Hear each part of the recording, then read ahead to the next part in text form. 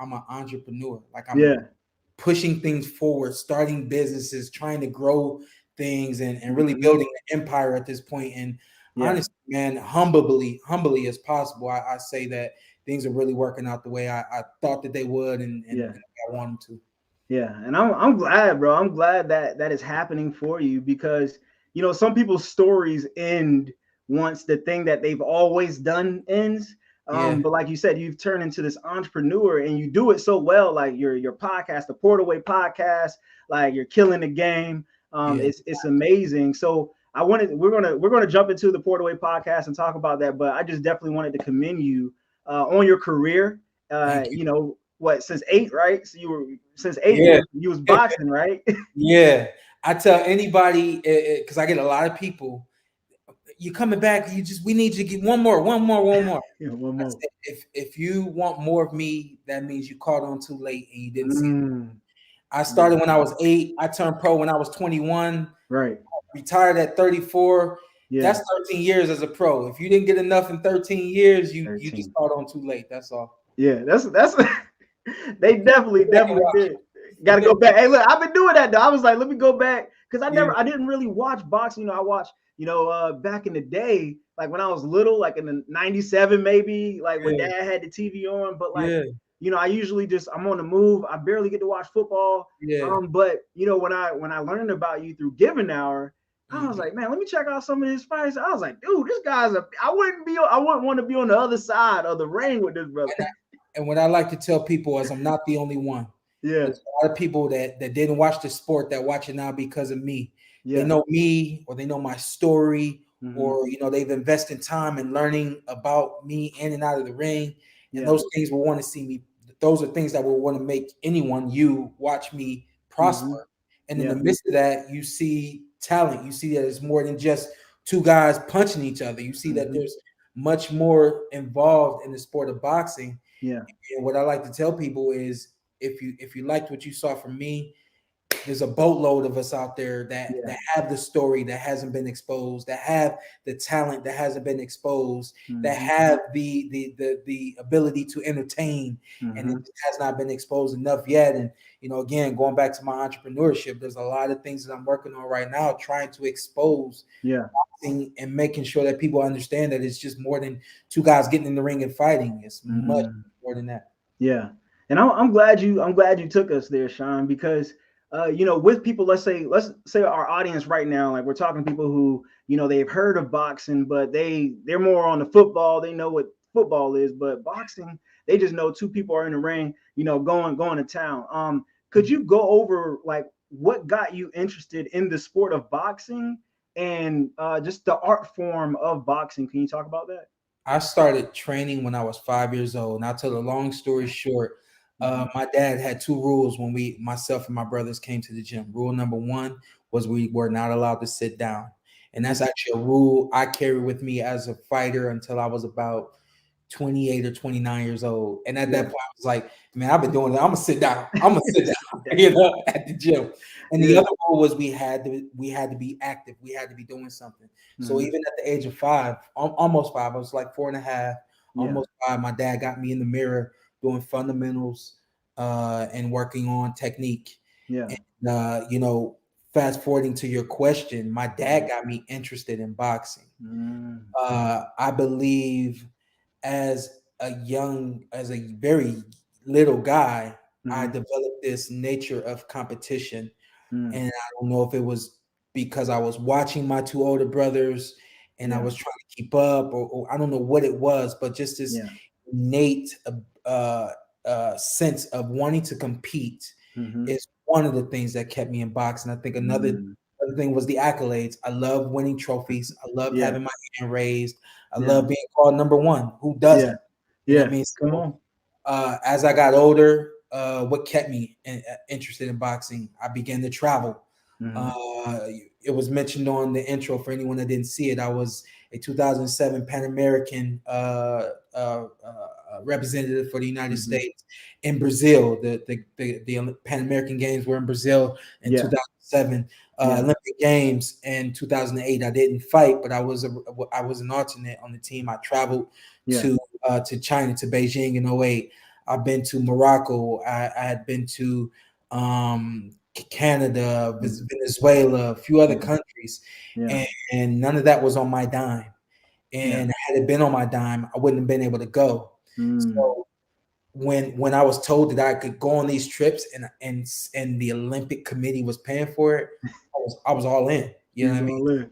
And then beyond that, of course, you watch other professional boxers, and once you realize that I can do that too, you want everything that they had from top to bottom. And essentially, those became my goals, and my goals essentially is what made me want to become a professional fighter all the way up until last year. My last goal was essentially accomplished, not in the way I wanted to accomplish it, but it was accomplished last year, and here I am now. Yeah.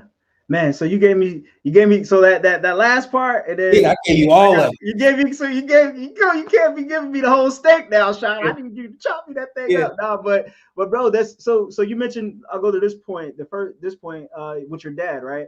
So for the people that don't know, the story with you and your dad, a lot of, you hear about it a lot. People are talking about it a lot. Even in like some YouTube comments, I'm looking at it and people are like, man, this guy, Shawn Porter, man, he's one of a kind. His dad, the way his respect for his dad, no matter what other people are saying, they understand their relationship. So can you tell people how your dad's role from somebody who inspired you to go into boxing, and how he carried a role with you throughout your time as an amateur and professional? Sure. I was with some younger guys who are professionals now. My brother is 5-0. Another brother just had his debut. The Barker family. And I was telling the oldest brother, he was telling me that he boxes, his mentality when he's getting in the ring with fighters who have a lot of experience, or world championship fighters and things of that nature. I said, when you get in the ring with those guys, you cannot reflect on what you haven't done and what they've done. The only thing you can do is stay in the moment, in the present, and you can't allow anybody to stop you doing from what you can do and what you know how to do. My dad, and I told him about it, I said, my dad put me in uncomfortable positions as a kid. At 5 years old, I'm in the gym with 18-year-olds, 25-year-olds, guys that are about to turn pro, and guys that were, on at national tournaments and things of that nature. At a young age, you seeing all that, it's like you kind of want to just go back in your bubble. You know what I mean? You get intimidated. Me to be in a bubble. He put me in uncomfortable situations my entire life, and I'll tell a very quick story. Chad Dawson was a really good professional boxer. My very first time in Vegas, I was 18 years old, and I was with my dad. We go to a professional boxing gym. Shout out to Top Rank. They have a gym. At that gym, they do not allow amateur fighters in that gym. We're standing outside of the gym, and my dad has basically got his hand in the door, and he would attest to this is true story. He basically got his hand in the door, telling them that they gotta let us in. Wow. Because my son, you don't know him, but he can get down. Let us train. I don't remember how the whole conversation went. And me being who I am, I'm very timid by nature. I'm like, I like, you can't come in. I start backing up. My dad's not having that. Now I'm uncomfortable because my dad's trying to like basically force his way into territory that he's never been in. And I'm like, I'm trying to get away, and before I can get away, my dad's looking at me like, "Let's go." Next thing I know, we're going in the Top Rank gym. And anybody out here listening that knows boxing, they know about Top Rank. And if you know about Top Rank back in the day, no amateurs were allowed in the gym. They weren't about to allow their amateur to get in the ring with a professional. Something happened, and now Top Rank's in the problem. We get in the gym, and I heard and saw that, so. Like, let me breathe now. I can't breathe. My dad put me in another uncomfortable position. We want to spar. No, man. You can't spar. Now he's going back and forth about me sparring. I'm over here wrapping my hands like, Dad, like let's just get ready. Next thing I know, my dad points at Chad Dawson, who at this time was a professional boxer. 6'2", 6'3", maybe give or take, maybe more. And a professional world champion. I'm 18, 5'7" on my best day. And I probably weigh a little bit less than this big dude. Yeah. And my dad is like pointing him out. We're sparring You want him. But because of the uncomfortable positions my dad put me in as a kid, wouldn't dare say anything at 18 years old. It's just, dude, I'm a soldier. Ready. Do what you're told to do. And on top of that, I was ready. Yeah. So I get in, they go back and forth. I get in the ring. I spar with this world champion, and I do more than hold my own. Yeah. So much so that after that day, my dad says they don't want you to spar because you're an amateur, but we're about to show them who we are. Right. We get in the ring, we get out of the ring, and my dad looks at me. He says something along the lines of, "Yeah, they're gonna respect us now." And sure enough, I'm over. What time do you want to come tomorrow? Wow. You know, we you know, you guys did well, and you know, the doors are open for you now. Wow. My dad did all of those things for me as such a young age that at 18 years old, it was second to nothing to me. At 30, 34, when I'm doing these things in front of these big audiences and people are like, how does it feel? You know, I go on TV and I'm looking forward to the live. How does it feel? It's nothing, because my dad, who's been there my entire life, basically bred me and got me ready for all of these things. I want to shout out my dad right now. I hope he's watching. I sent him the link, but when we first came on, I'm like shooting the link to people, you know, I appreciate it. He's watching, but that is the connection to myself and my dad. So whether it's positive criticism or it's negative criticism, I just don't care what anybody else says or thinks about the dynamic between myself and my dad, because personally I understand it, and I feel like I've never had to explain it to anyone. You know what I mean? Yeah. And if you did not appreciate it, doesn't matter, because at the end of the night, you weren't there having dinner with us. At the end of the day, you weren't walking the bus stops with us. You weren't, you know, fighting through the things that we fought through to get here. You know, so that's myself and my dad in a nutshell. You know, the dynamic is definitely much different now. I'm 34. I have a wife and kids, and my house is 30-second bike ride to his house. Yeah, I thought y'all was up the street, right? We still are extremely close, you know, but it's definitely a little bit different now. But you know, we band together when we have to. That's for sure. Yeah, and I mean, when you said like you're like a soldier, I could really see that, and I'm admiring this 5-year-old kid who has his mindset because his father is giving him this vision, or not even giving you the vision, because he's helping, I guess, curate and inspire and just nurture that vision that you have, and he's pushing you early to a level that is preparing you for what others may not have been prepared for at that age. So when you turn 18 and you get in that ring, it's not that, oh, today I am ready. It is that over time I've been prepared and trained for this day. Yeah. So my dad worked me extremely hard, fight by fight. And his reasoning for working me extremely hard was he didn't want anything to be new when I got in the boxing. He wanted me to have sweated as much as I could sweat.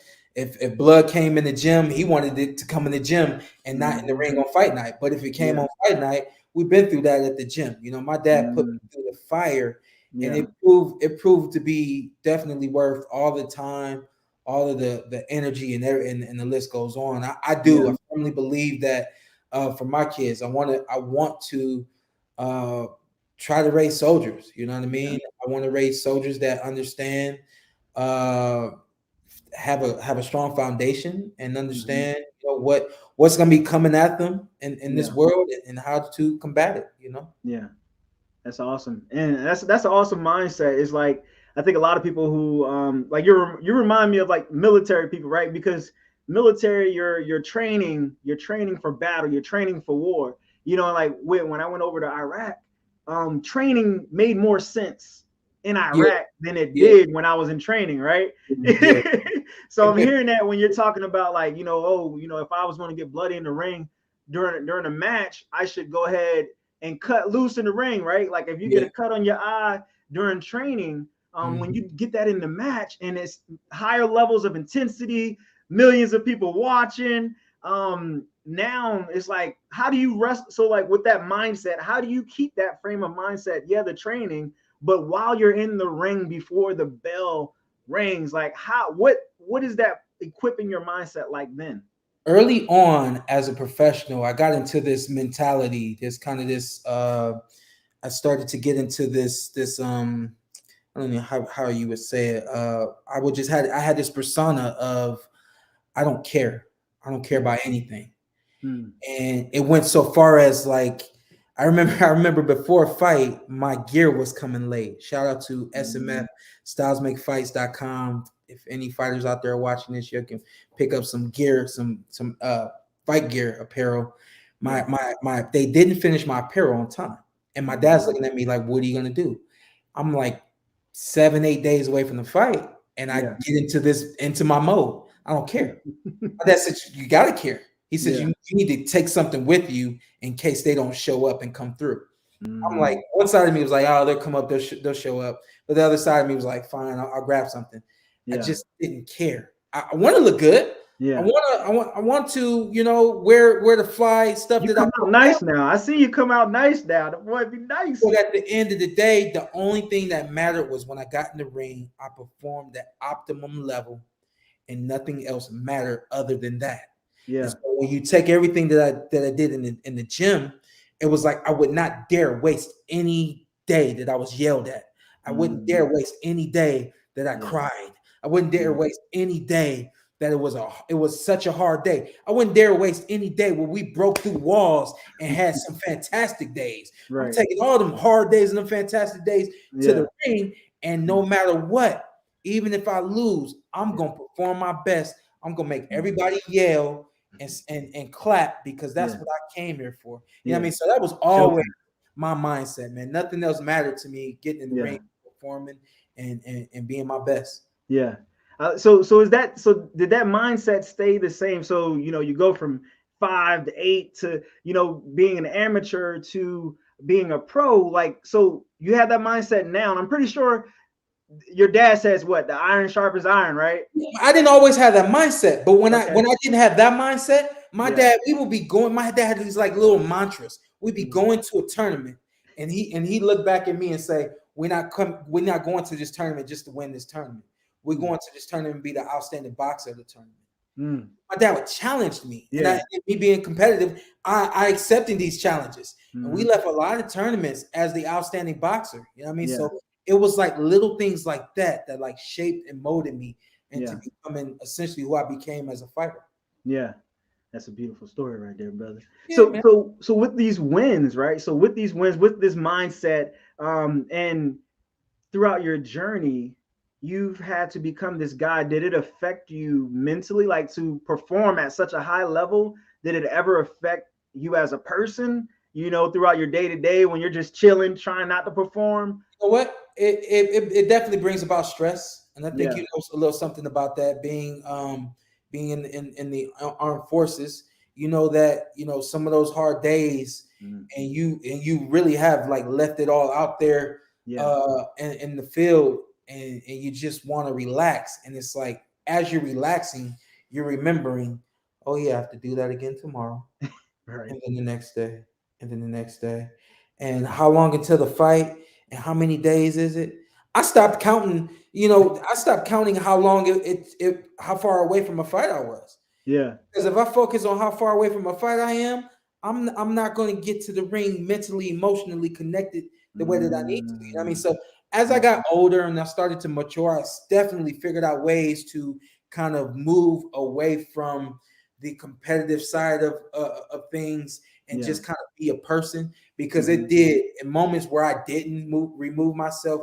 It definitely brought me down. It stressed me, and it definitely brought about some emotions that I didn't really need. Yeah. And then anybody that's been around me and we would play cards or we would play Monopoly, anything like that. They definitely know that I was talking a lot of crap and I was slamming them cards down. Yeah, talking smack. They watch it right now. Now they understand where that energy was coming from when I was slamming them cards down. Yeah, in space. You know what I mean? Yeah. His face. He said his face. But still, like not being able to get far enough away. Yeah. So Doug. So he said, "Spades, you threw me off because you took me to the cookout." I had to shout out. Ain't here yet, dog. We got no. So, but that's so like I was thinking. I was like, okay, so he's this high performing professional athlete, like title winning. Like how do you simmer down? Like, so was there things that you did to like center yourself? Did you meditate? Did you pray? Like, what was it working out? Like, what was your kind of like release? Actually, like for a while, church was my release. I had Mm, like 3 days out of the week that I was attending church, and I would just, it was almost like I couldn't wait to get there because it was like a breath of fresh air for me to yeah. be in church. As I got a little bit older and the money started to get a little bit better, my dad would be like, after the fight, where you vacation? Where you gonna Mm, vacation? I don't know. yeah. Definitely had to kind of adjust to being able to release and Mm, have those releases because you stay tense from a fight, or you stay tense wondering what's next, and all of those things. It can yeah. definitely wear you down. I would say by the end of my career, I had kind of, you know what? I can't. At the end of my career, I did not. I don't think I really fully understood how to remove myself from the Hmm. sport, but still kind of remain committed. I Yeah. had my wife and I had my kids, and by Hmm. the end of my of the thing, and it was like my time to rest was so much more time to rest because I had Yeah. them, so I definitely feel like I could have managed that a little bit more, Yeah. but I believe that having them was beneficial for me because it allowed me to Yeah. get the real rest that I needed. Whereas before it was like I was resting, but I didn't really understand how to rest. Mm, yeah. Yeah. I feel And you. that's something that we have to learn, and it's Hmm. really like we can get advice on Yeah. how to rest. Something I learned about recently, getting certified for sports life coaching. Yeah. I learned Mm, about celebrations. yeah. It was nothing that we had done. No fault of my dad, but he had such a forward thinking Hmm. mind. Forward thinking, we would be leaving a tournament, and he'd be talking about when we were going back into the gym and what tournament was next, and so on and so forth. We never Yeah. really celebrated, and Yeah. so even as an adult, I really never knew how to celebrate, and I'm Yeah. learning about fighters in general. They don't know how to celebrate. When you Wow. celebrate, it's almost like a release from Yeah. what done, and Yeah. it helps you adjust and reset to what Hmm. you do. Yeah. Yeah, Yeah, I feel like a lot of winners have that like that next like what's next mindset. yeah, And I think it's a good thing because like once you get to like they say once you become a millionaire, like okay, what's next? Do you spend your dollar and then now you're no longer a millionaire, or do you invest? Do you do whatever, right? So like a lot of times people they get to where they want to be and yeah, there's no goal after that. So for you, I mean, we can see throughout your career that the goal has been to progress and to rise, and like you said, like be number one. yeah. So like, what advice would you give to, let's say, amateurs right now, amateur boxers, right now? What advice would you give them about maintaining their mental health while keeping a winning mindset? I would tell, what, my dad taught me this at a young age, and I say this all the time. He taught me that boxing is just like life. Yeah. And as a kid, I didn't really understand it, but coming into my 20s and getting a little bit older and more mature, I understood that boxing is just like life. The same way I'm going to the gym every day to compete is the same way somebody else is going into a courtroom, sitting Hmm. across from somebody else, and they have to compete. They have to show them their best self. They Yeah. can't sleep on the job. You know what I mean? In Hmm. boxing, you just cannot sleep on the job. I would Yeah. tell anyone, not just a fighter, but I would tell anyone to set goals Mm. and create a path to get to those goals. Yeah. You see that path start to unwind, I like that. make your adjustments. If that path isn't taking you the way you want to go, if it's not going quick enough, or whatever the case may be, make your Hmm. adjustments. Maybe you need more patience. Maybe Mm. there's another avenue that you need to take. Set Yeah. goals and then create a path to that goal. Mm. As you get on that path and you're making your way to that goal, as you get close to that goal, start Hmm. looking forward to what the next goal is going to be. My dad Yeah. never allowed me to be complacent. He never Yeah. allowed any of us Mm. to just accept what was right in front of us. My dad Yeah. was always pushing us forward to do more, Yeah. and that's what I would encourage everyone to do. You Yeah. have to do more, especially if you're doing something right. Keep doing more of that right stuff. Come on, Shawn Porter, that's the coach. Man, come on, that's the coach right there. We be conversing. I didn't know this was gonna be a Shawn Porter questionnaire. I brought my pen and pad for you. I ain't never been on a call with you, and I didn't think, oh man, I wish I could write that down. Yeah, come on, bro. I like that. Thank you, bro. Hey man, you dropping some dimes too, though. Like it's lovely. And Malcolm. I'm gonna get Malcolm Gandy has said something. So I'm actually get to his question because I think it aligns with where we are right now. He says, "What do you do when you reach that goal in keeping a winning?" Oh, we already talked about this. So I asked that question, Malcolm. So I hope you caught on to that. But yeah, set those goals, and create those paths. Yeah. Man, you know what? When you said create those paths, right? I guess my speech coach through the veteran hospital, she helps me with my PTSD and stuff, with memory and I guess meditation, right?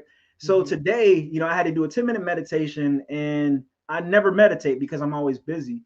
And I was like, today, she was like, just sit down 10 minutes, put your hands on your knees and feet on the ground, and position yourself up straight, close your eyes and breathe. And I was doing it, and the thing was saying like, okay, if you while you're meditating and you get distracted, right, and your mind goes somewhere else, and you're like, oh, my ankle pain or my back pain or my knee pain, I went to that place where my pain was, my ankle. I imagine myself, I'm acting crazy now. I'm sitting down with my eyes closed, and I imagine myself grabbing my ankle pain and going to a cliff and dropping it off and coming back to myself centered right here.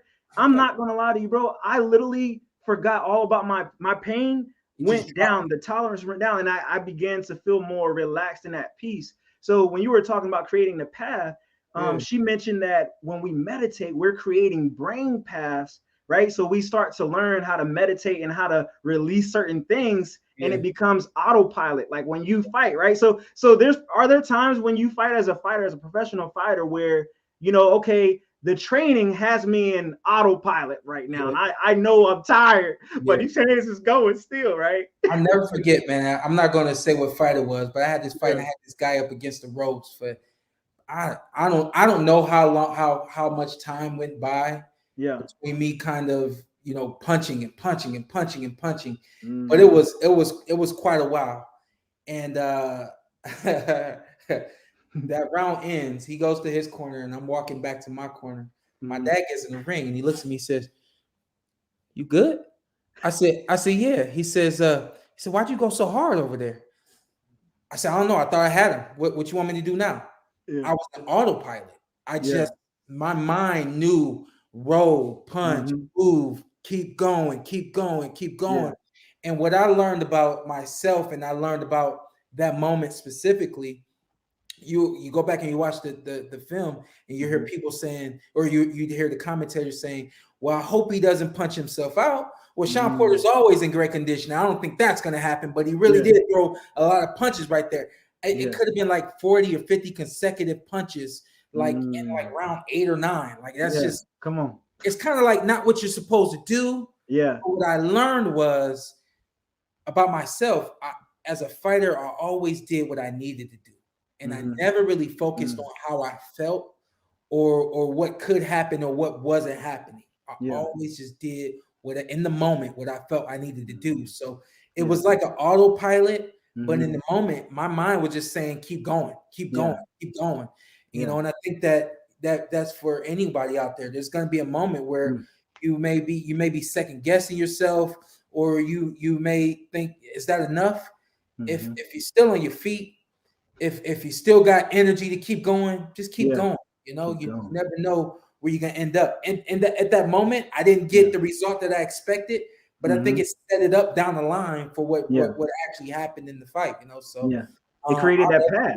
I was like, why'd you go so hard? I'm like, I don't know, just tell me what to do now. I was definitely an autopilot. But like you said, so it created that path for the next time. Like maybe things don't work out. And I was thinking like, okay, so boxing, like Shawn's in front of millions of people know his name. They're into his life. They're, like you get to this level of success where now people are in your business and in your condition and in your training and in your performance, and everybody has something to say about it, right? And I was like, man, that's a lot of pressure, you know. So when you're in the ring and people are yelling, you know, your dad's in the corner like, no, I said pull back, you know, whatever he said at the time, you know, you're in an autopilot. But I love the fact that you said keep going. You know, my whole thing, never stop, never quit, repeat. It's like that keep going thing, like no matter what happens. And you face like you in your division, you faced all the greatest people in your division. You yourself being one of those greatest people, having to face yourself. Let's talk about that. I was going to talk about the other people, but for you, Shawn, like, what was that like facing yourself those 13 years? Like, what was it like facing Showtime Shawn Porter versus Shawn Porter? What was that like? You mean just kind of like as a whole, right? Just life, life, professional, life, whatever, that competition or whatever it was with you and sure. If you know, for me, as I got older, I realized that the battles that I was fighting, I wasn't fighting them correctly. You know what I mean? And I actually, I never realized that a lot of the battles were even there. I just was kind of not for the sake, not that I was just kind of going through the motions, but I had my way of handling things mentally. I had my way of handling things emotionally. I had my way of handling things with other individuals, and I had gotten to the point where that again was a lot like autopilot. Still is a lot like autopilot. And I have to. What I learned is I have to be more conscious, and I become so much more conscious of myself. But for a very long time, I was unconscious. I always kept my mouth shut.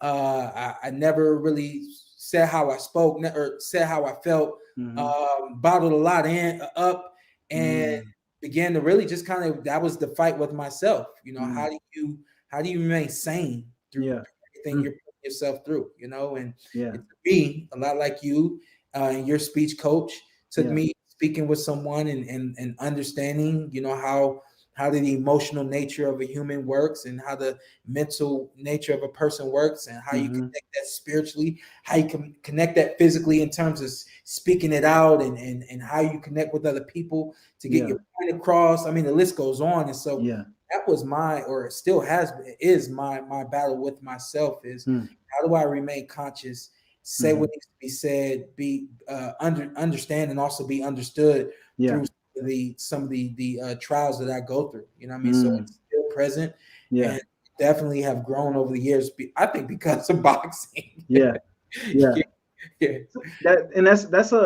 That's an amazing thing. You know, when you said like bottled in, I have this like poem called Bottled Human, and it's like anger, rage, something. Yeah, I'm human too. You know, because a lot of people don't understand that it doesn't matter what profession you are in, what level of life you are at. You know, we have the tendency to bottle things in because we don't want to, number one, inconvenience people or have people think something of us, even though, you know, we feel like releasing it. So I think it's cool that you had an outlet, like you go in and punch somebody in the face and like, you know, for work, you know, I just, you know, today just gonna punch somebody in the face.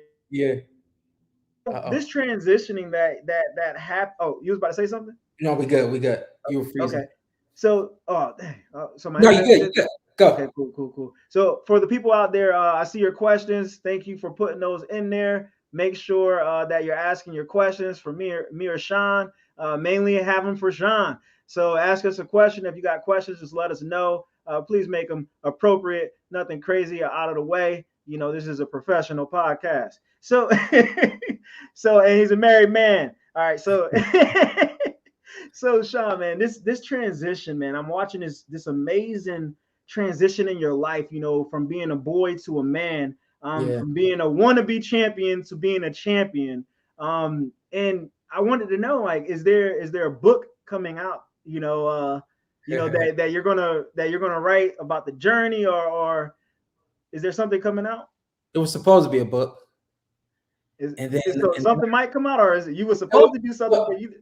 It was supposed to be a book. Yeah. And then I was sitting down one day meditating. I mean, I kind of feel like I meditate all day, every day. Yeah. And I thought to myself, why am I trying to figure out how I'm going to start this book and what that book is going to look like when I don't read books myself? I said, how can I expect people to do something that I wouldn't? You don't do. Right. I said, I love movies. I love TV. I'll sit down and watch a documentary. I'm going to make a documentary.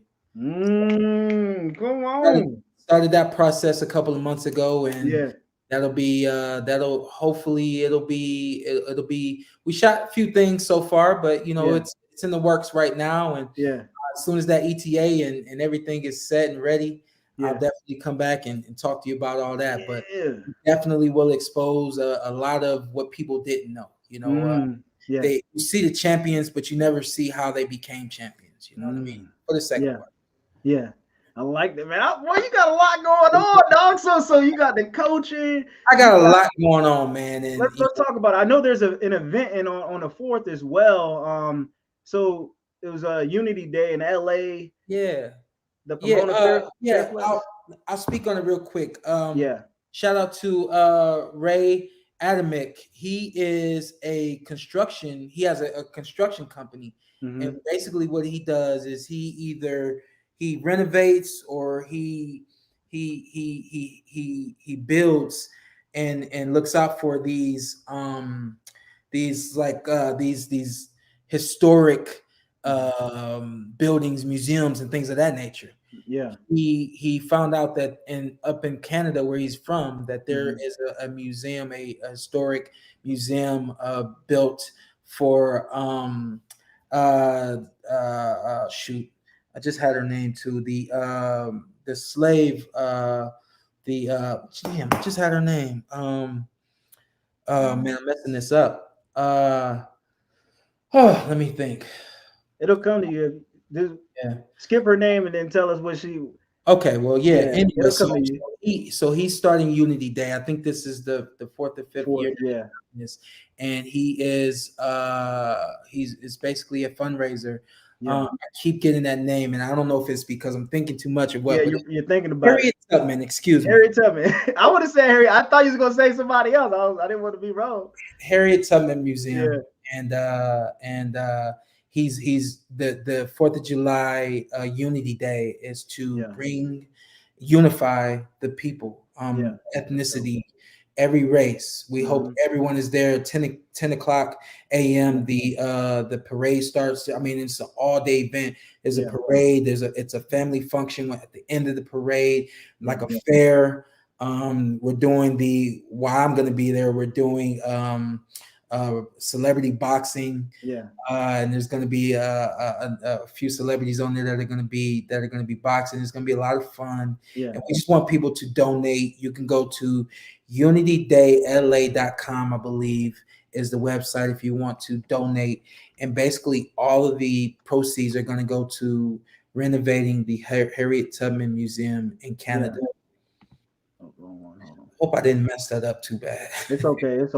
I mean, it's live, so they'll be all right. If they didn't see it, then I'll make sure I make it good. Somebody said Harriet Tubman? ? That's my cousin Charmaine. She said Harriet Tubman. Yeah, that one. Oh yeah.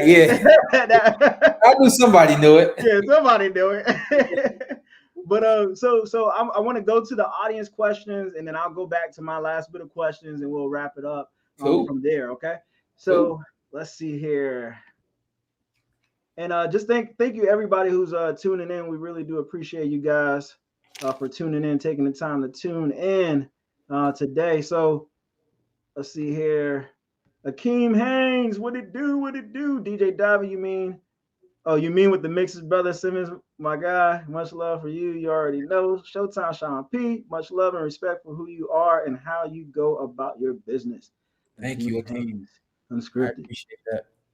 Yeah, I gotta connect y'all, man. He has his own podcast as well. It's pretty dope. So he's in the game. I wanna do a podcast convention, like with the people that I know that have podcasts and stuff, and like we all do a little convention. But in the future, one day. So Jade, what it do? She says, you're born with that level of determination. Just have to tap into it. You can't learn that. That's facts. You gotta tap into it. So that innate, ability to perform and because like no one gave you anything, right? Like Yeah.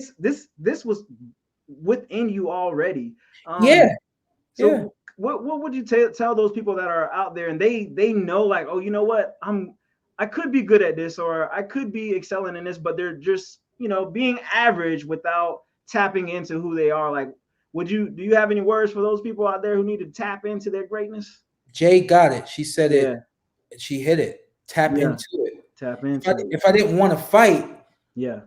even as a kid, my back would have been against the ropes, and I would have been doing like this. You Right. probably would have never seen you would have never seen me as a professional boxer. Yeah. You have to tap into what God is giving you. And Yeah. I mean, thank you, Jay, for that. You have on. to tap into it. Everyone can tap into it.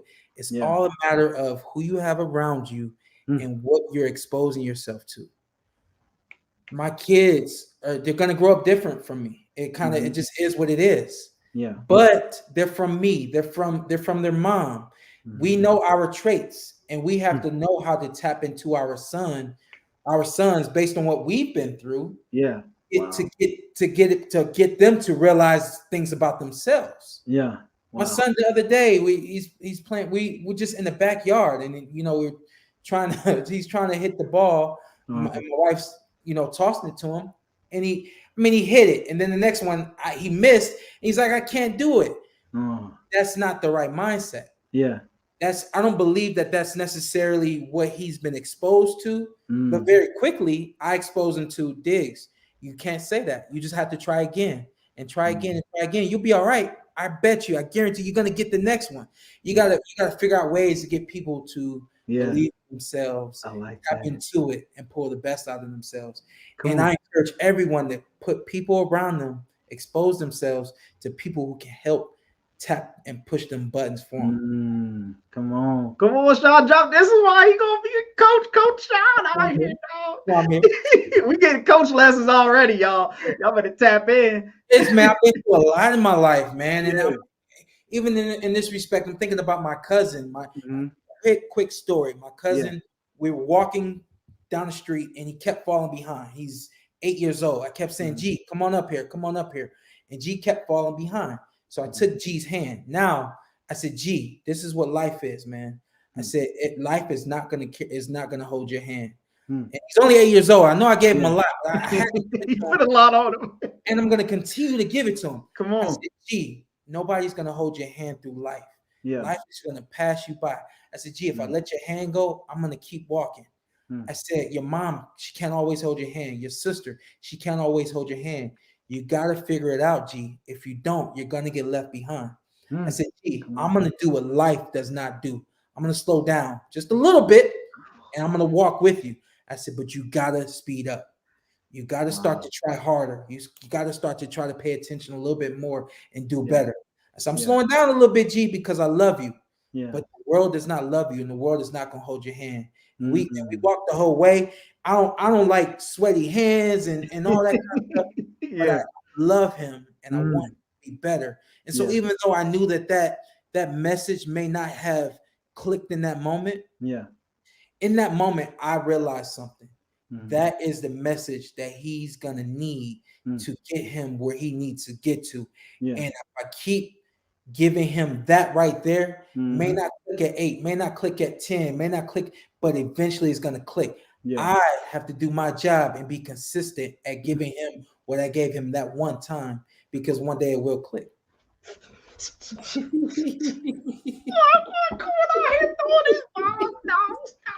Hey, let me say this. You got a fly setup. Your setups fly. I mean, I appreciate it, bro.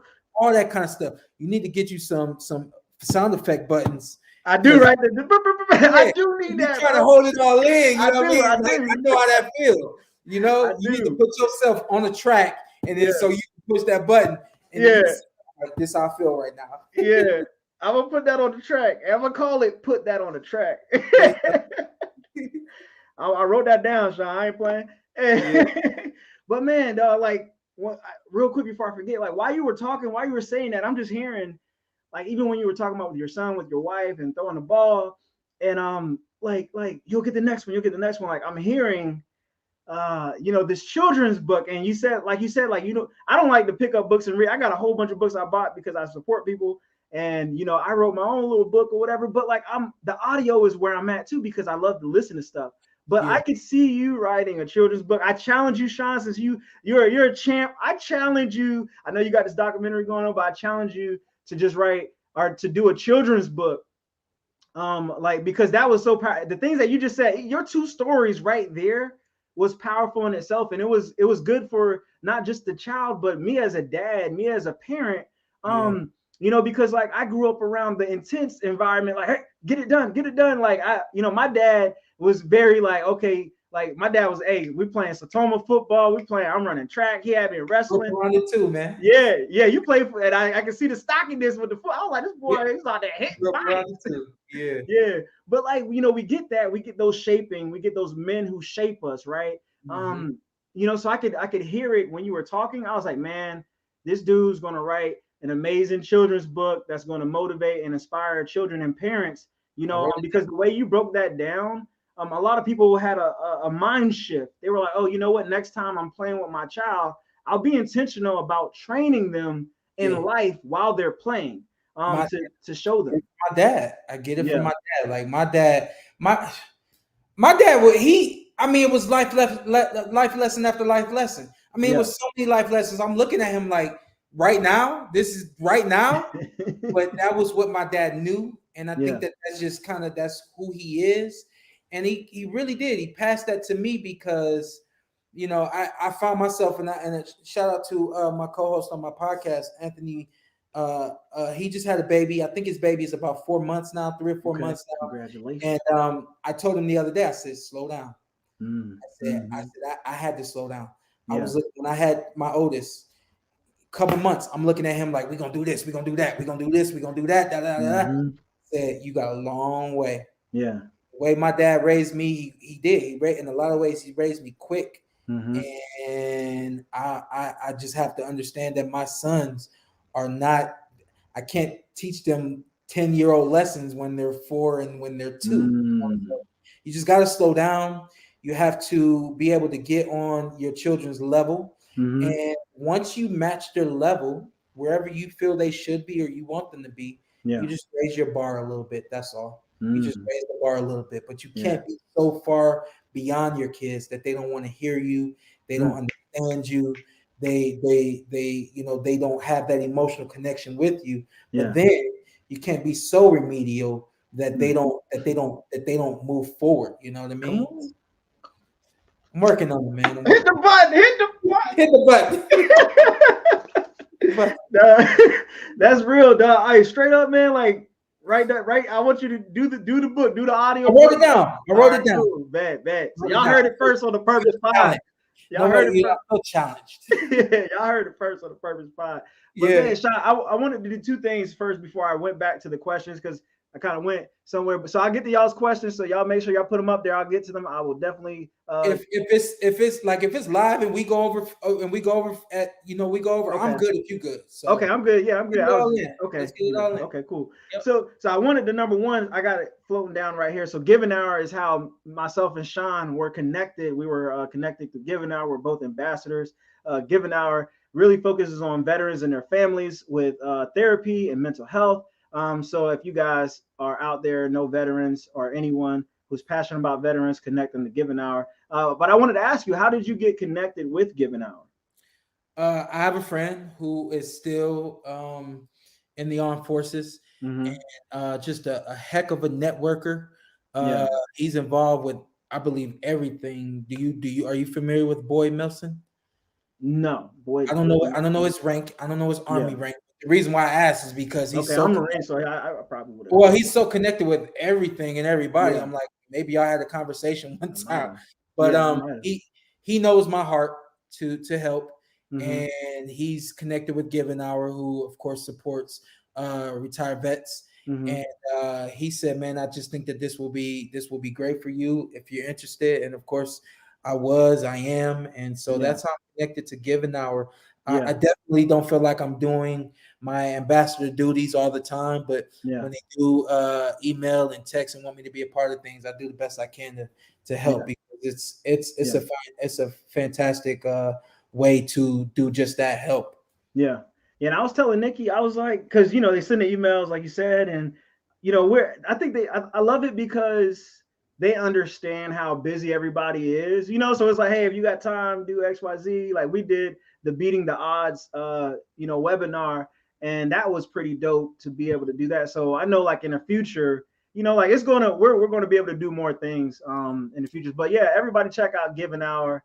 Definitely check them out. So I'm going to jump over. Oh, forgot my shirt. So Shawn put this up on Instagram, and I was like, oh, I'm getting a signed autograph retirement shirt. Come on now. So I really am, man. yeah, my guy on the podcast, Anthony, he laughs all the time because I'm really humble, and he'll say all the time, man, stop being so humble. Yeah. I hope that they would sell. I want to make money. Yeah. But you don't know who's buying them. Still selling them? Huh? Yeah. Okay. Still selling them. So what can they do to get a signed shirt? Did they just go on your Instagram, or you got a website? ShopShawnPorter.com. ShopShawnPorter.com. Yeah, and yeah, you just never really know who's buying them, and like when we got on and you flashed that, I was just humbled that you got it. So who's this? What age was this kid? That was after my very first boxing match. Oh, okay. Very first. So these images, are they like representing different stages or what? Not different stages. I felt like that picture in the middle is basically what started it all. And I'll tell a very quick story. We walked into the gymnasium, and I watched some TV at that point. I'm 8 years old right there. I'd watched TV at that point. I've seen, kids win things and they get trophies, they get medals, they hold them up, all that kind of stuff. So in my mind, that's what you're supposed to do. Yeah. I really do believe that moment had a very profound effect on me as a person. Yeah. We walked into the arena, and if that was not the biggest trophy, it was one of the biggest trophies. Yeah. I said, I want that one. Yeah.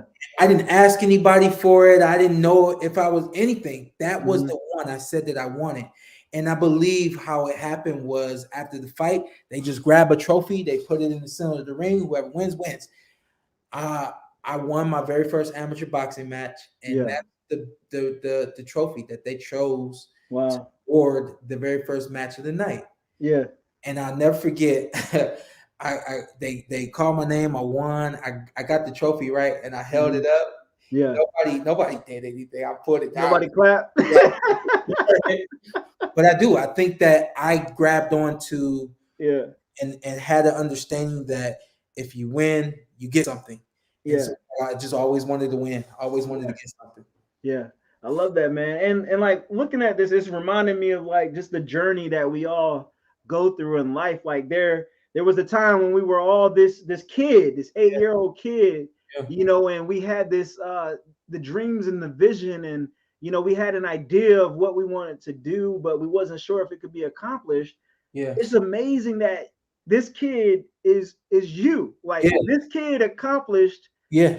So like what do you think this kid would say to you right now? And what would you say to this kid? Whichever one you want to answer, like what would you say? I never thought about that. Yeah. Yeah. And then like I just got choked up thinking about what I would tell myself. But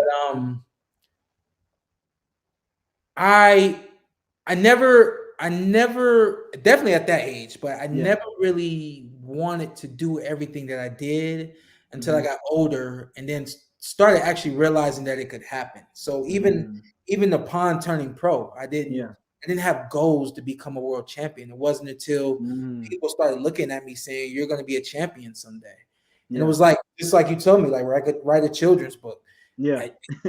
It became like sort of a challenge. Like I kind of looked at it like a challenge, and it was like, okay, I'm going to do that. You know what I mean? Yeah. I never saw myself doing anything that I've done. Yeah. The who I am now, everything I'm doing now, I learned like set these goals. Anything that you're interested in, go all out for it, because I learned that going all out in the 8th round will set up a knockout in the 10th round. You know what I mean? I had to Yeah. go through things, Come on. have experience to get to where I'm at now. And so, I mean, Yeah. I got probably 4 or 5 different business ventures that I'm working on simultaneously. Yeah. That guy would have never known to do that. Yeah. I would. That's dope. I think if I could go back and talk to myself, I would just tell myself to just keep having fun Mm.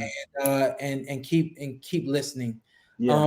Something that my mom told me when I was really young. She said, "Never change. Always be the good kid that you are." And I've tried to hold on to that and be just that. You know what I mean? Yeah. So, Yeah. if that kid could say something to me, I probably would say, "Hey, man, I'm good how I am. Don't change me." Yeah. Yeah. Yeah. I don't. I definitely. I've made some. There have been changes in my life, but Yeah. I'm not too far off from that 8-year-old. Yeah. That's Yeah. good. That's Yeah. good, because it's a lot of people lose the youth. Yeah. And I always, bro, like I'm a weird guy. Like I do weird stuff, like look in the mirror and be like, man, at one point in time, I looked in this mirror and I was somebody else. How does Like that? you talked, we got on the call. You was like, bro, last time I saw you, you didn't Yeah. have all that gray hair. How does that happen? Right. I look at pictures of myself from like when I was 15, Right. going to homecoming. I'm like, I can't believe I thought I was fly. Right. It's a whole different life. And so now I know like, even though I love my suits and I feel like my suit game is strong, I feel like one day I'm going to look back at something and be like, I see what everybody else was talking about. Yeah. Hey, but I mean, while you're here in the now, that's the like that's the beautiful part about life. I remember listening to one of the interviews and you were talking about like how you're kind of thinking about the next day after the fight, and I do that a lot when it comes to like traumatic stuff. I'd say like war.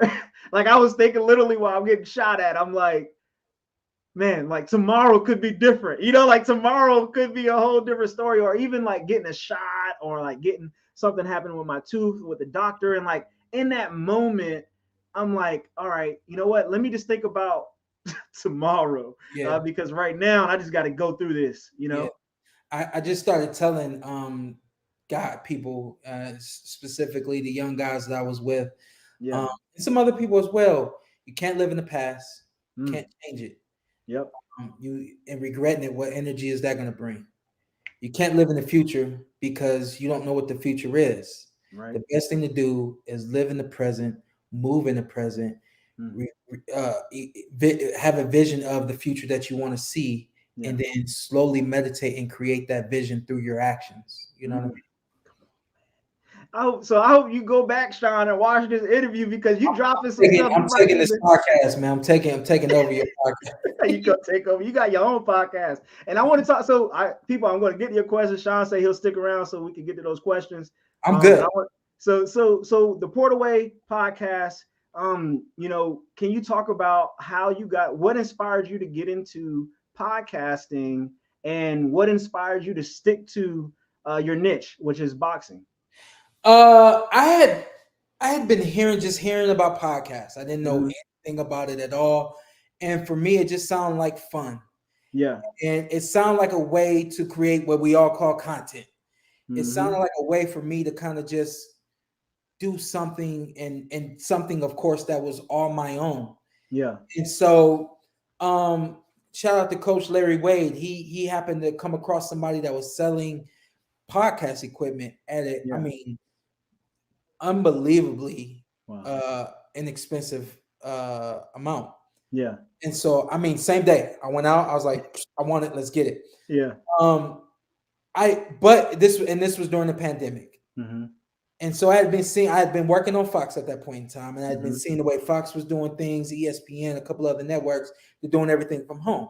I said, cool. Yeah. I'm gonna get all this equipment, and when they tell me that it's time to do stuff at home, I'm already be ready. They don't have to send me nothing. I'm ahead of the game. And it's like my dad always taught me: you stay ahead, and you never be catching up. You know what I mean? Exactly. So I get all this equipment, and then I get an email that we're no longer doing the show that I had all in my mind that I had all this equipment for. Yeah. And so at this point in time, I would say I had been thinking about doing a podcast for about a year. Got all this equipment. And I was like, I ain't doing nothing. No telling when this pandemic's going to be up. Mm-hmm. I might as well take this. I had been having visions of it. I was like, no better time than now. So I called my guys, Carson and Ant, were on the podcast. Mm-hmm. They say, yeah, we with it. You know what I mean? And so we created this thing, and it really just, the reason why we stuck with the niche of boxing, even though I don't want my podcast to be, I don't even want my podcast to be called a boxing podcast. Or let me say, I didn't want my podcast to be called a boxing podcast, to be considered a boxing podcast. More than boxing. The PorterWay is a reflection of me. So I want the podcast to be more than boxing. Yeah. Disrespect the boxing, of course. Right.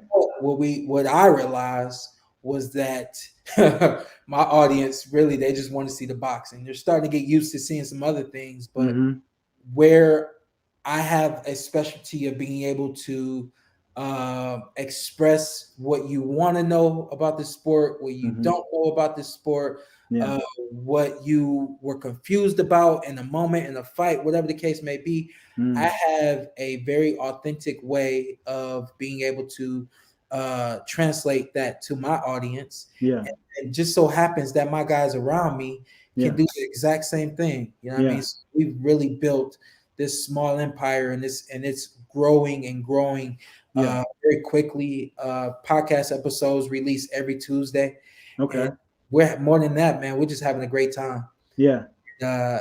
Like I said, like we do something at home, fight, and then everybody just sees what we would be doing on a random Sunday anyway, which is just talking about the fights that happened on Saturday, and that's dope. And that's dope that you were able to partner up with people who align with your vision and can align with the vision, you know, because you could have brought two people on that swayed you from doing things the way that you've done it, or even to that kind of flaked on you, and then it's like, all right, now it's just me. It's not what I thought it was going to be. So it's awesome when you could find those people, and like you said, get those people around you. Like you said, get those people around you. We all, you know, we all come from different industries. You know what I mean? We all they have or had day jobs, and they're doing other things. The common denominator, of course, is I box. They enjoy watching boxing.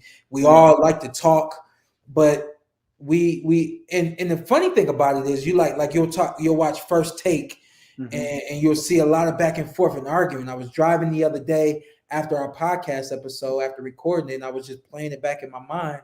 I was like, that's what this industry has become. Everybody wants to see the back and forth and the bickering, and they want to see somebody outdo the other person on their show. I said, we don't do that on our show, but our show is still great, and people still really appreciate our show. And I thought I was like, I'm sure if we did get into an argument, people would really, they probably enjoy that too. But it's that we don't have to force ourselves into an argument just to appease people. Right. You know? So, and that's the PorterWay. The PorterWay is doing things the way you want to do them, and making sure that, of course, even though it's something that's acceptable, you want. If they accept it, they're gonna rock with you. If they don't accept it, you find the people that's rocking with you. You just keep on moving.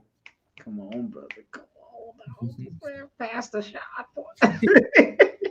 Hey man, y'all make sure y'all follow Shawn on Instagram, Showtime Shawn P, and the PorterWay Pod. Y'all make sure. I gotta challenge my producers to do what you're doing, man. This is just. I'm over here one man. This me doing all this. One man doing it, like.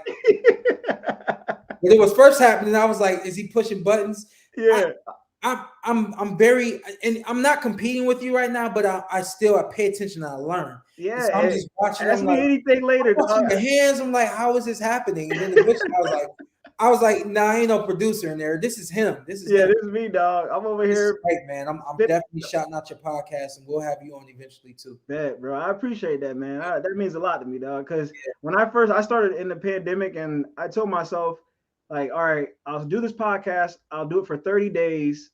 And if I'm tired, I won't ever do it again. And I interviewed 30 people in 30 days, right? And like you said, like pushing yourself, like I interviewed 30 people, bro. I hit people up, like, you know, hey, you want to be on my podcast, blah, blah, blah, blah. Had them on there.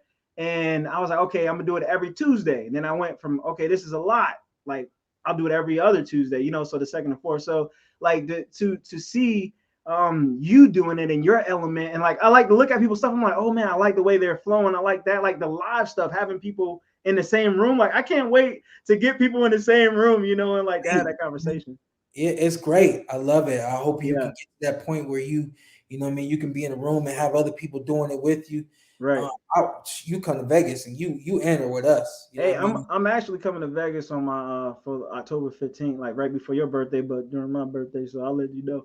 But If your birthday aligns on my week, you will be in town for Shawn Porter's birthday week. So yeah, oh, that's Shawn Porter's Shawn Porter's birthday week. I got a whole week to myself, big Whole dog. week. He Yeah, got a your whole week. The birthday is governor to Saturday sign it off. prior to, so Yeah. you don't officially in line with my birthday week, but definitely if you still around, we can get some paintball in or something like that. Okay. Oh yeah, that'd be dope. That'd be dope. I'm gonna hit you up. I'm gonna hit you up. So I'm gonna get to these questions over here, our comments, questions, different things. Malcolm Gandy, Uncle KP, it's simple, the PorterWay. That's what he says.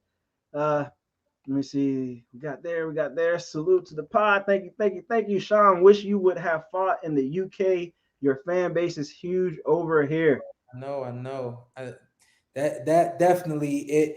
I had to hold myself back from making that a goal because I knew if I made that a goal, it would have been the thing of me trying to position myself to get there to make that happen. And I'd already done that quite a few times. The latter half of my career, the latter third of my career, trying to position myself to get certain fights. So I was like, I can't make that a goal because there's no telling how long it would take me to do that. Yeah. How many fights I would have to have, and the list goes on. But I look forward to going over there, man. The boxing fan base is amazing. Yeah. In England, Denham Graham, thank you. Yeah. Thank you. Let's see. Akeem. Oh, Extra Street Digital. My cuz Charmaine. Yes, set stretch goals. Yeah. Akeem, if there was one word to describe this season of your life, look at this old podcast over here. If there was one way to describe this season of your life, Shawn, what would that be? And give us a little context behind that word. Grind. That is the word.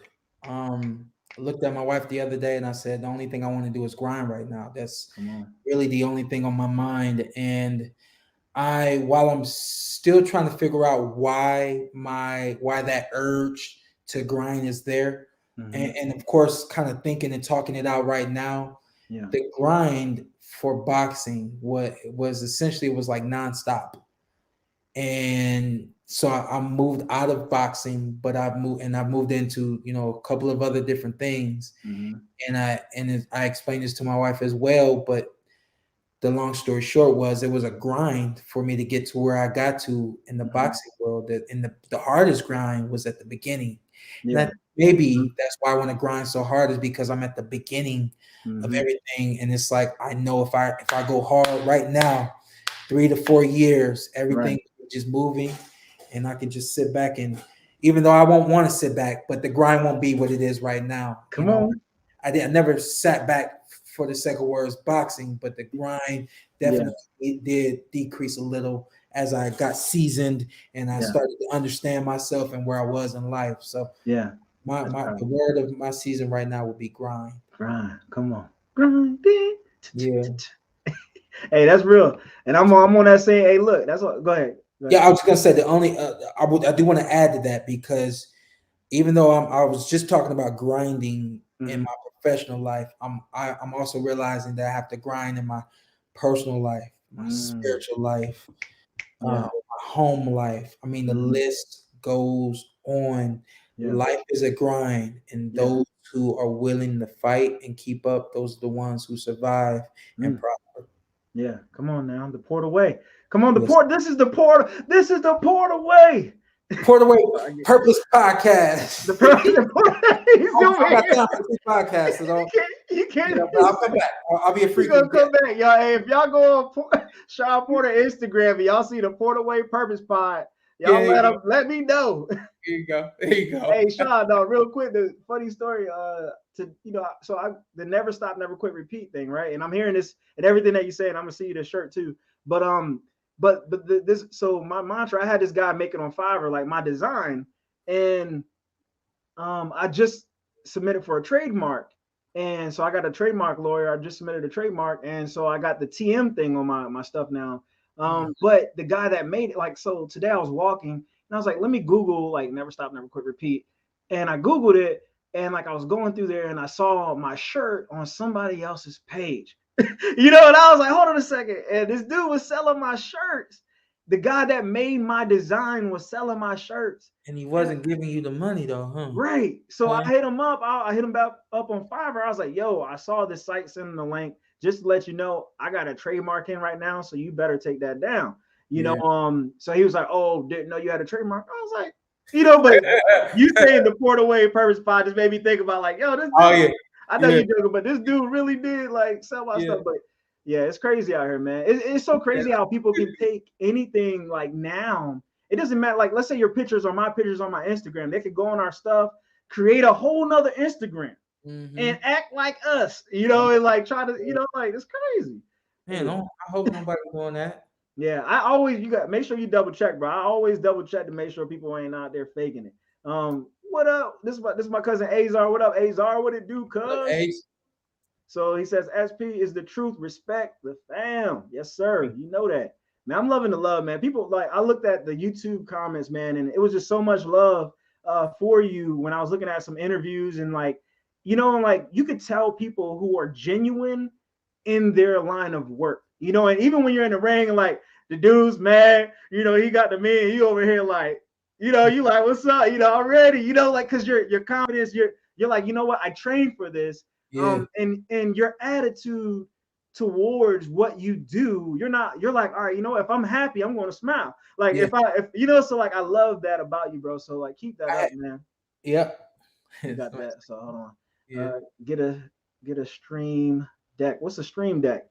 I don't know. Spell it. I forgot. It's got something. He talking to you though. He telling you to me. Get a stream deck. Yeah. Oh yeah. For I think probably when you were talking about the or something like that. Right? Yeah. All right. So he says, Pastor Speller says, you ever go into a fight where you thought you could not win, but you tried? So you ever went into a fight that you thought that you could not win, but you still tried? Nope. Never went into a fight thinking I couldn't win.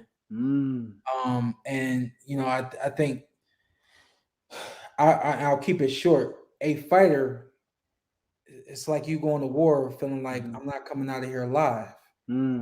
Getting in the boxing ring, even though, I mean, different in that respect, we don't, of course, we don't want, we don't die. Yeah. Losing for me, and I know a lot of other fighters out there, it's like it rips your heart out. Yeah, it's like death. it rips your heart out. Yeah. So we if you have that mindset that you're gonna lose, something's not gonna fire the way it's supposed to at some point. Yeah. So I never had that thought or feeling. There have definitely been times where I would be thinking, what if I can't do this? What if I can't do that? What if he does this or that? And I'm in the visualization and positive thinking. I would literally and I talk to myself. Yeah. I would literally be saying, yeah, right, that's not gonna happen. I'm gonna put it down. Showtime. I'm good. Can't be me. Can't touch me. Like little stuff like that sounds cheap and generic, but I believe for me, it always got me to the ring and got me out of there safely. Got me into the ring and put on some great performances.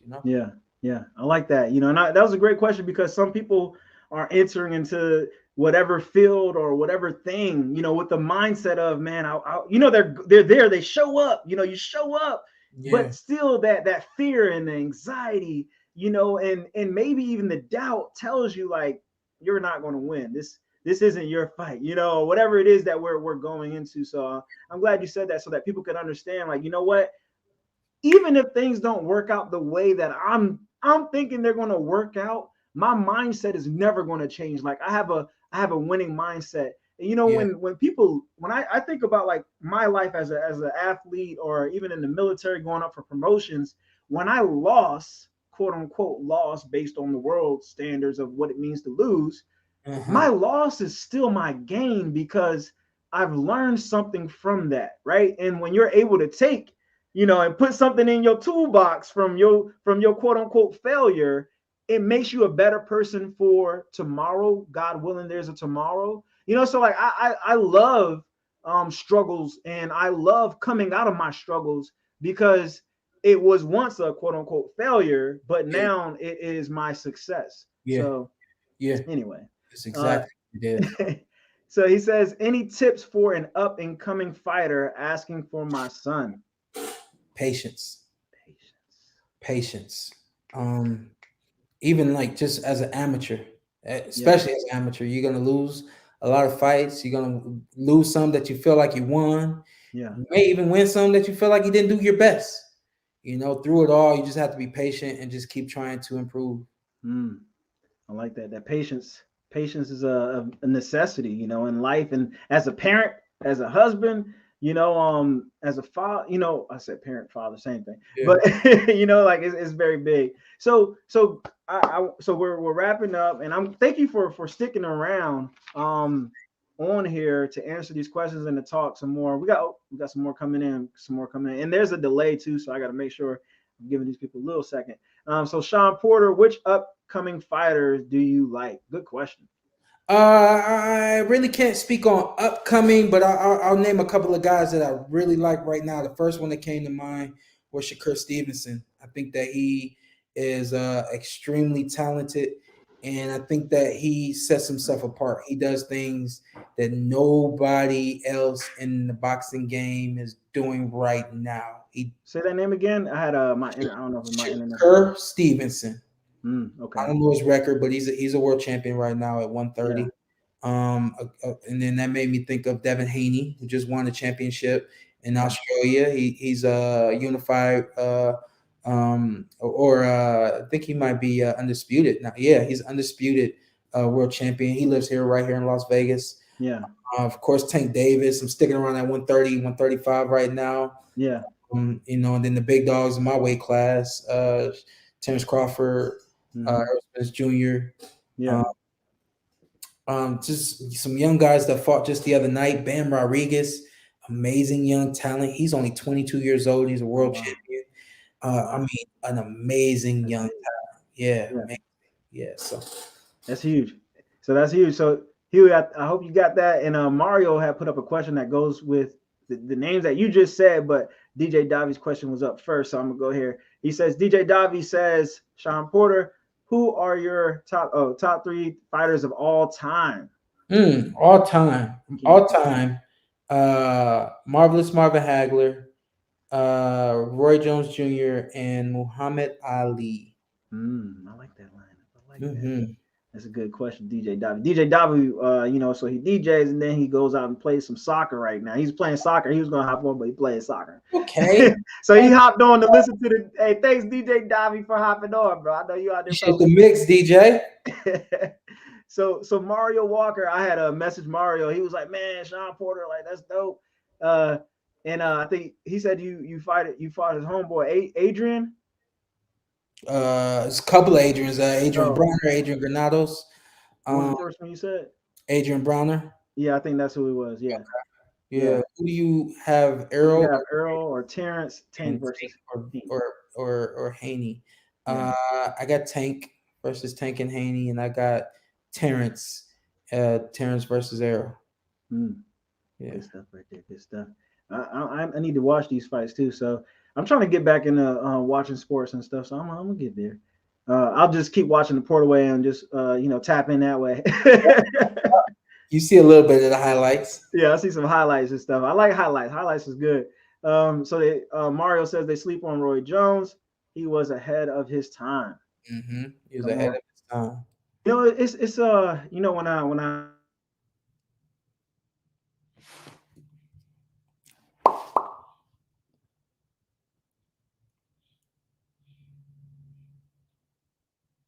Can you hear me? Check. Can you hear me? Check. Now. Man, I'm telling you. Hey, look, at least we towards the end.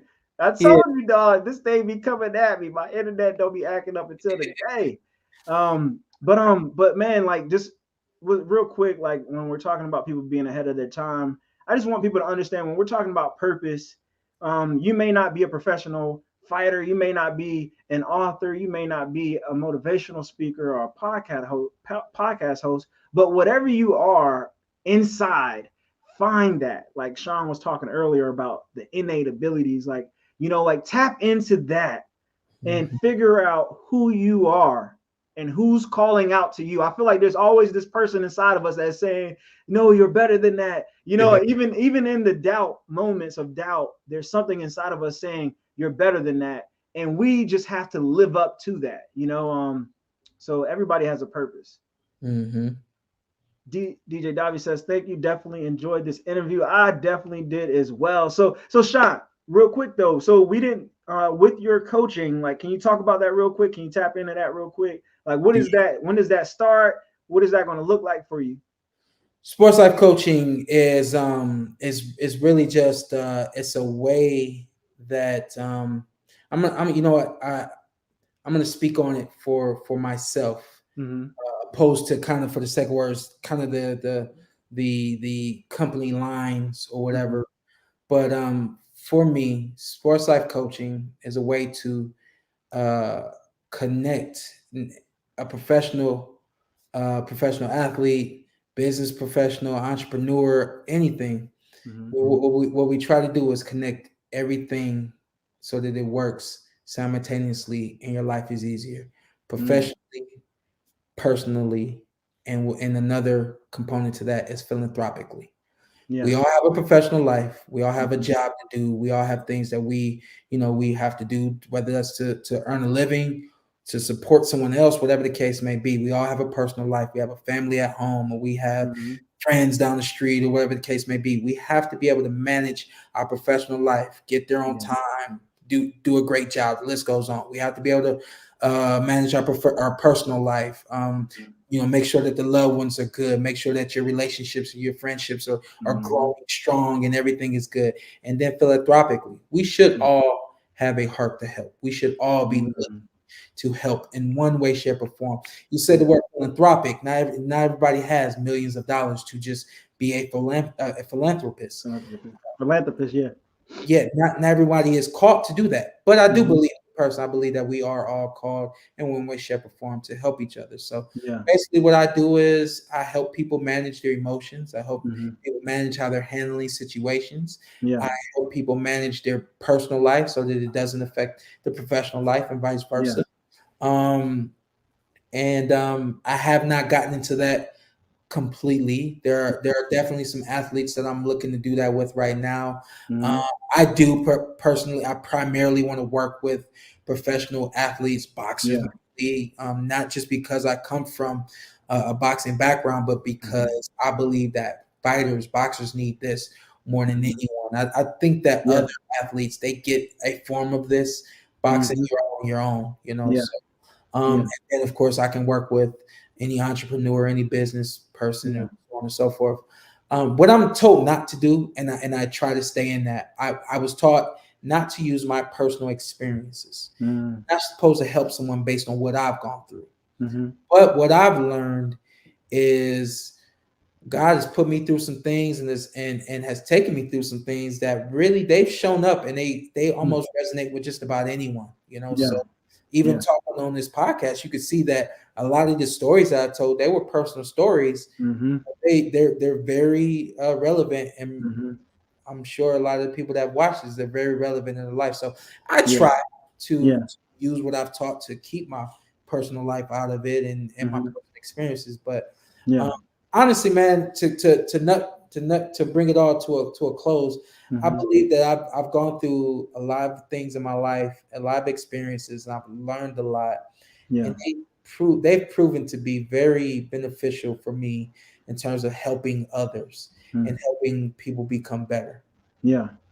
That's dope. And I know it's gonna be a hit, bro, because you're a champion. And it's not like I can't gas you up because you're already gassed up.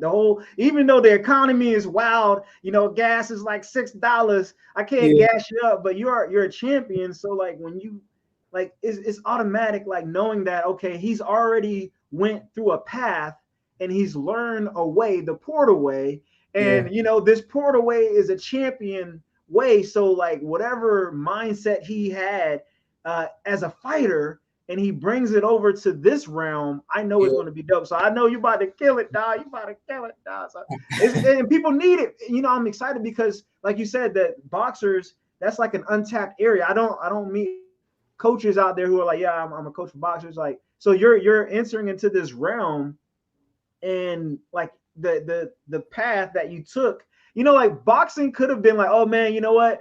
All the wins, all the victories that you've gotten, all the titles that you've won, like all the accolades that you received could have been and is for who you are now, because the retired Shawn Porter isn't the fact that, oh, I was a boxer. It's that, oh, I am a professional boxer and I'm able to apply this to this level of my life. So it's a continuous thing from outside of the ring to the rings of life. Let me stop talking. You get me? I get a little excited sometimes. But think about it like this: if I was the undefeated fighter that won every fight and won everything that could be won, I may not have had the experiences that I've had that have caused me to go back and reevaluate things, have caused me to go back and change some things and tweak some things and mature, and the list goes on. So, and I'm not saying that it's not the case for anyone else, and I'm not saying that a winner can't do those things. Right. But for me personally, the way that I became a champion, the way that I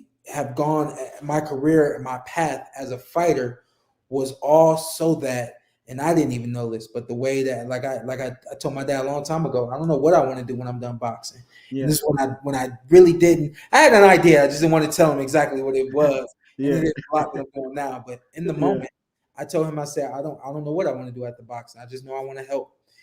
But what I didn't know was the experiences that I've had through boxing were going to become as relevant and as useful as they become as a young adult, man. And I'm just enjoying life. I enjoy you, man. You're a great guy. You're a great individual, man. I remember, I'll never forget the first time we met and all those types of things, man. And you got me anytime you need me on this podcast. Thanks, bro. Time is right. Hopefully, I will see you while you're out here, but hopefully, I got a link. Hopefully, while you're out here, we can grab some microphones. Yeah, that'll be dope. That'll be dope, bro. So I appreciate that too. I appreciate that, bro. That means a lot coming from you. And just I really do value your words. So thank you for that, man. So we got 4 more comments. So if anybody posts next, I can't do it. I'm gonna do these last 4, and then I have one question, my final question, that I love to ask all my guests. So I'll do this. So Mario says, I'm so glad you transitioned into analyzing the fights, because the way you call the fights be so unbiased, you actually have knowledge. Yeah. I'll just speak to that really quickly. I would listen to the commentators when I was young, and they wouldn't be talking about both fighters, or they would only be talking about the guy that's winning. And I didn't like it. I didn't think it was fair. So I at a young age, I always knew that I wanted to be doing commentary, and I mean at a young age, not a professional boxer. And then I thought, when I'm done boxing, I've been wanting to do this for a very long time. And I made a decision way back in the day. When I do that, I'm going to do it different, So I believe that you have to give the credit where it's due, and you have to be able to speak to the entire fight and not just one side of it, So that's something that I made an intent to do at a young age. Yeah. And when the opportunity was out there, and you kind of took that opportunity to get into sports analyst, right? Like to be a sports analyst with Fox, right? Was that the opportunity? They were looking to partner. I forgot what the story. It was like they were partnering up with a boxing organization, right? Yeah. And so when PBC, Premier Boxing Champions, was going to Fox figured out, and I believe it was definitely a great key to success in terms of getting more notoriety to the sport, more eyes on the sport. They wanted to do the same model that they did for the UFC, and network televised network shows. And they wanted to have current boxers on those shows, people that you connect to, that you can see in the ring in X amount of months, and so on and so forth. So excuse me, I was chosen because of a few different things, but one of them was the fact that I was a current champion, and I was one of the elite guys, and so it definitely got me exactly where I wanted to be, to this point. So and I mean, I think it got you ready for the PorterWay, so that's pretty dope too. Hey, check this out. Check this out. We're about to record our first show, and I've been on Fox, so I had this whole script written down. I'm on Fox. My dude Carson's like, I don't think we need that SP. I was like, what you mean, man? I think that this is how I do it at Fox. He said, and this is how he is. He's like, man, why don't we just push record and we'll see what happens. I don't think we need. I was like, all right, fine. You know what I mean? I was a little hurt, you know what I mean? But we recorded and we were done, but kept going just like that. Yeah. So it got me ready for Fox. Yeah. And this is now, or Fox got me ready for this, and now this is keeping me ready. Keeping you ready. Fox. Yeah. And everything. That's true. Hey, I sent you an email with a bunch of questions. I printed out questions. I printed out more. I always do this for podcasts, dog. And I'm like, I do it for like the whole formality. But I was telling my wife before we got on here, I was like, man, I hate sending people all these questions because I don't like sticking to those questions. I love to just have a conversation. And stop sending it. Yeah, I'm gonna stop. I didn't read it, and I don't know if anybody else does. They probably don't, because it's like I thought the image, people. Yeah. Oh, for sure. I appreciate that. No, but you good. You good. Okay, cool. Yeah. So Malcolm, phenomenal interview. Thank you, Malcolm Gandy. We appreciate you, brother. We appreciate you. Thank you, Taylor. Huh? Malcolm is my tailor. Oh, really? So he gets you right with the suit. All my suits, yeah. So Malcolm, you need to go ahead and drop your info, and if we're still on, if you drop it real quick, I'll put it up there. If you want people to connect with you to get done up like Sean P. Be wrong, but I believe it's at Mildux Clothiers. I think that's his handle. Okay, but I could be wrong. Hopefully, he throws some. Hopefully, you put up your handle, and I'll put it up there so people can connect. And you give them that Sean P discount. So I'm just, black people always talk about giving that discount. No, but Travis Walker. So British boxers who you like: Fury, Joshua, White, Du Bois. I like Fury, of course. Yeah. I like Conor Benn. And trying to think of maybe one more. I can't think of anybody right now. I like those two guys for sure, though. I think that they're kind of like the future of boxing. Well, Fury's, I think, near the end. He's already retired. Has made a retirement announcement, but Conor Benn is definitely the future of boxing over there in England for sure. Yeah, we got another one, Mario. Only fighter that fought the best in boxing: Thurman, Danny, Errol, Bud. Who's that? Ugas? I don't want to mess up. Ugas. Definitely future Hall of Famer. Facts. Mario, we appreciate the love, man. You know this, boy. That's my dog, Mario. Hey, Mario, from Ohio. He must be from Cincinnati area, because you say he knew Adrian Bronner. Yeah, he out there in Ohio. So he's actually a previous guest as well. That's my boyfriend. He gonna comment and say where he at now. So that's my wife. Wifey's Amber said, "Great interview, enjoyed it. Thank you, girl. I appreciate you, P-Night." Pastor Speller says, "My son says I cannot believe he is talking to Shawn Porter." Yeah, man. Me neither, man. Look, so many people. I was messaging. I'm like, hey, me and Sean getting on here. Shawn Porter. I was like, man, this is great. This is awesome. And I was like, yeah, this is such an amazing thing to have people who have reached such a high plateau in life, and they're like, you know what? I'm just a guy. I'm a veteran. You knew my story. We connected through Giving Hour, but it's like, when we walk in our purpose, the doors open, and you don't have to try hard to do something. So it wasn't my time to hit up Sean 5 years ago, be like, Sean, let me interview you. It's all about timing and opportunity, and we have to be masters of time, and we have to be masters of opportunity, and masters of patience. Come on, man. We're gonna put out. Me and Sean gonna put out an audio. Let me stop speaking stuff. We're gonna wait. I'll wait on Sean to holler at me when he want to do some work. Here's what's funny. Janetta Watson, that's my mama. What's up, mama? My mama spelled my name wrong. She did? Oh, she sure did. My mama spelled my name wrong. Ma. typing too It's fast. okay. You know what? No, you Assistant. know what? You know what, bro? It could have been the autocorrect because autocorrect do that every time. It's like you'll be typing. She might have swiped or typed it and sent it. It's okay. Mama know her son. How you doing, Miss Janetta? Executive assistant, read the questions. Yeah, so I'm definitely excited about having you on here, your family joining, everybody who joined. We appreciate you. I have a final question for Shawn Porter, and it's my favorite question of all time. It is, what do you want your legacy to be?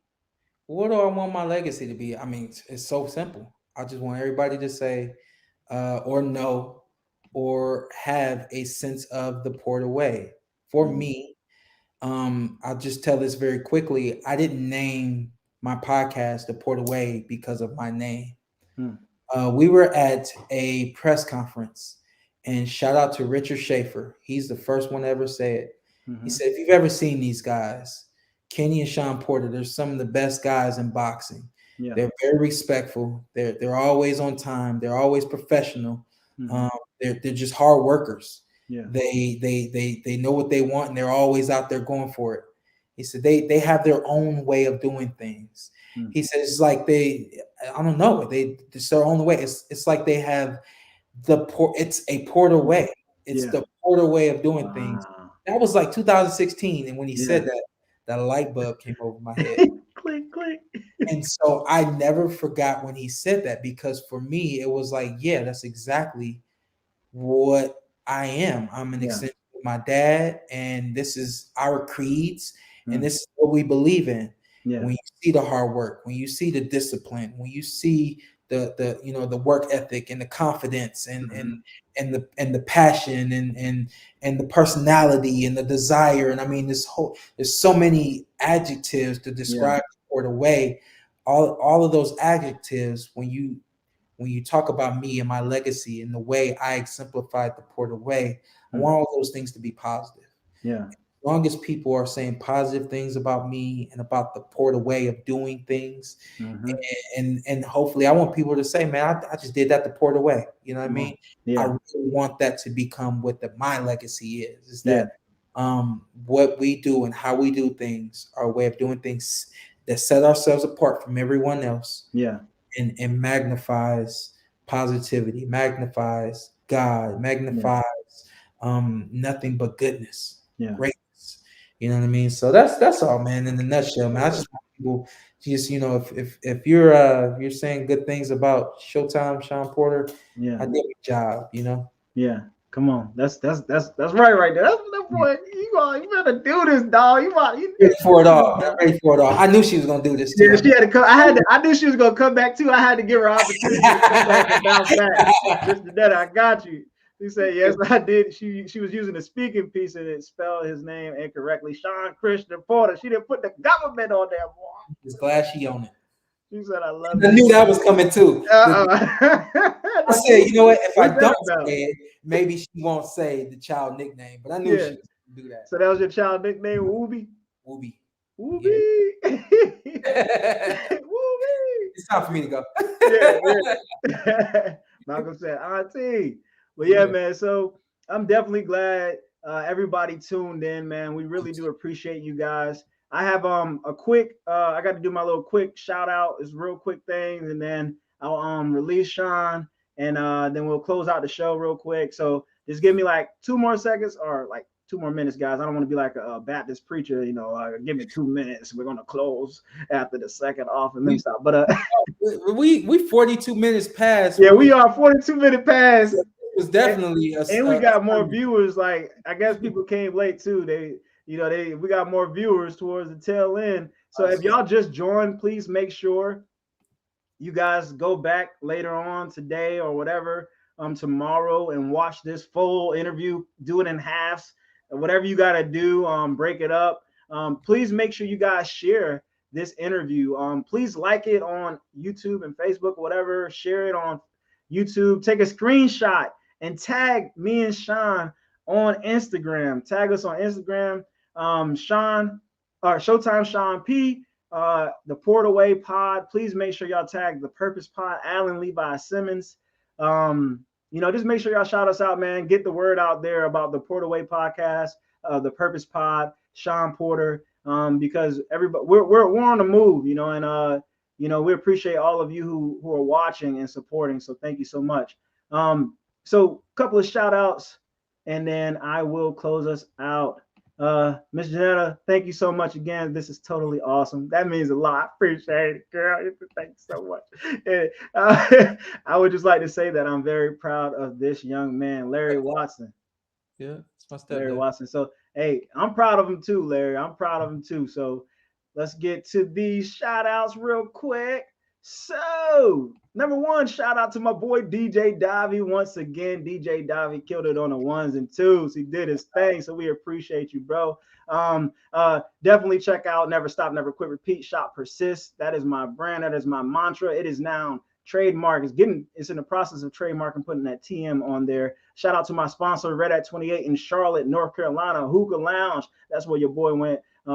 To do his hookah business back in the day. My girl Nikki gave me the fresh fade, always giving me the fresh fade. I was like, that gray hair look familiar. It do, right there. That's my hair right there. She hooked it up. We went with the mohawk. My boy Jamal Lanham, he took this photo. I definitely got to shout him out. It's awesome when you can use the services of your friends to shine. It's an amazing thing. Cool People Network. Alex, thank you so much for having us on your platform. We truly do appreciate you guys. And let me go ahead and shout out Steven Stacks. Hold on. Petty Gigs. Shout out to Steven Stacks. He was my last guest.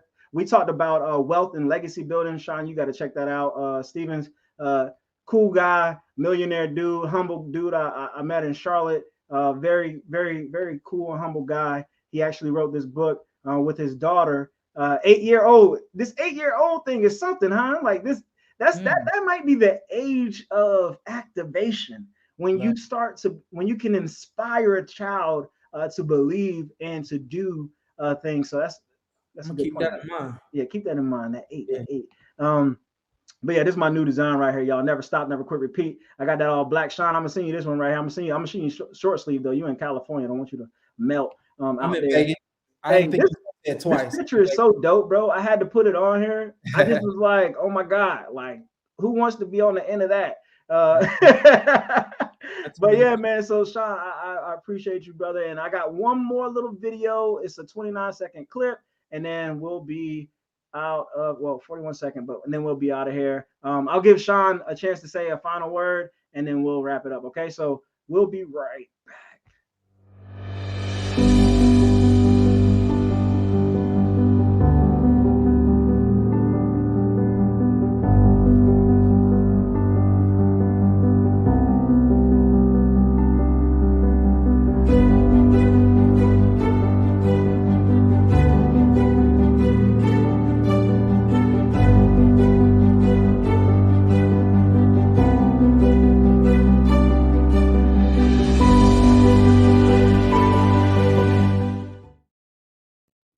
So yeah, make sure you subscribe to the Purpose Pod, subscribe to the PorterWay podcast on YouTube.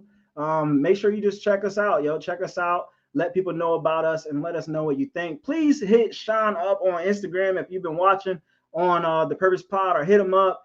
Shout him out on Instagram. Just support this man and his business and his vision as he continues to build forward and to do great things. So Sean, I'll let you say your final words. Any closing words, words of advice, words of encouragement, whatever you want it to be. This is your turn. This being the Purpose Podcast, I want to encourage everyone to understand that they have a purpose. Don't get down on yourself and feel like you were brought to this world for nothing. Just people who at this point in life, they don't have a job and they're like, there's nothing I'm interested in, nothing. Slow down, be positive, sit there and think, find your purpose. We all have a reason. We all have to continue to find those reasons and expose those reasons, live in those reasons, live in your purpose. I just want to encourage everyone to understand that we're here for a reason and never lose track of what your purpose is. Come on, y'all. I need y'all to snap in your home, wherever you are, in the bathroom, on the toilet, wherever you are. Get some snaps in right now. You know, somebody in the bathroom right now. But but yeah, make sure you guys follow Shawn Porter, man. Those are some beautiful words, bro. Make sure y'all follow Showtime Shawn P on Instagram, the PorterWay Pod on Instagram. Subscribe to the PorterWay Podcast on YouTube, and make sure y'all check him out and support what he has going on and let the world know what he's doing, because his fight is not over. So, Shawn Porter, I'm going to be in the back with you in a second. I'm going to close out, but just wait a second and I'll be right with you, okay? All right, everybody, Showtime Shawn Porter. Yo, so that was an amazing interview with my boy Showtime Shawn Porter. So y'all don't know how, 3 rounds I did Muay Thai in Japan. That junk 3 rounds I was hurt, so I can't imagine 12. But y'all, make sure y'all check out Showtime Shawn Porter, the PorterWay Podcast, DJ Davi. I hope you all enjoyed this episode of the Purpose Pod. Thank you for sticking with us. Make sure you tell a friend to tell a friend to tell a friend to never stop, never quit, repeat. I am Alan Levi Simmons, your host. Peace.